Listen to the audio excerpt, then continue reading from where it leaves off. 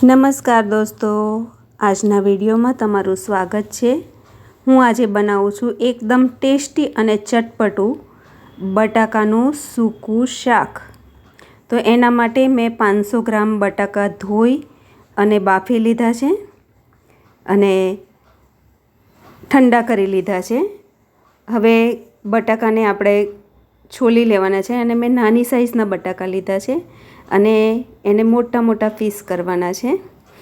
એટલે 500 ગ્રામ બટાકા છોલી અને એનું એકદમ મસાલેદાર સૂકું શાક બનાવવાનું છે,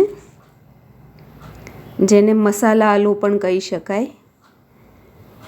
તો આ શાક ખૂબ જ ટેસ્ટી બનતું હોય છે અને એકદમ ડિફરન્ટ રીતે બનાવવાનું છે।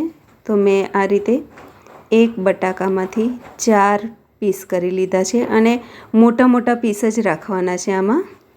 બીજી બાજુ કઢાઈમાં મેં તેલ નાખી દીધું છે, 1 ચમચી રાઈ, 1 ચમચી જીરું, અડધી ચમચી હિંગ, 1 ચમચી હળદર, 1 ચમચી આદુ અને મરચાંની પેસ્ટ નાખી દીધી છે। એને સરસ રીતે આપણે સાંતળી લેવાનું છે કે મરચાં અને આદુની કચાશ નીકળી જાય।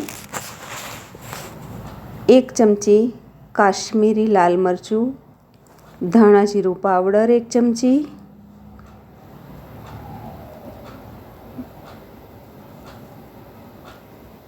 આમચૂર પાવડર નાખ્યું છે કેમ કે ખટાશ બી જરૂરી છે, અને 1 ચમચી ગરમ મસાલો, મરી પાવડર થોડો નાખ્યો છે અને સંચર પાવડરનો ખૂબ જ ટેસ્ટ સારો આવતો હોય છે એટલે મેં સંચર પાવડર પણ નાખ્યો છે અને ચાલુ મીઠું પણ નાખી દીધું છે। હવે સમારેલા બટાકાને એકદમ સારી રીતે હલકા હાથે આપણે હલાવવાના છે અને દેખો બધા જ મસાલા બટાકા સાથે મિક્સ થઈ ગયા છે। હવે ધાણા એડ કરી લીધા છે। તો ફટાફટ 5 મિનિટમાં આ શાક તૈયાર થઈ જતું હોય છે અને ખૂબ જ ટેસ્ટી બનતું હોય છે મસાલા આલુ।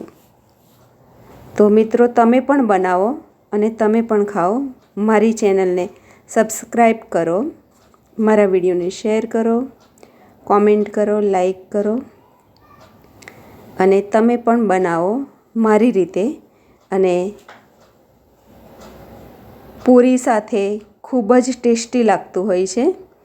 તો તમે પૂરી સાથે બી ખાઈ શકો, રોટલી સાથે બી ખાઈ શકો। Thank you.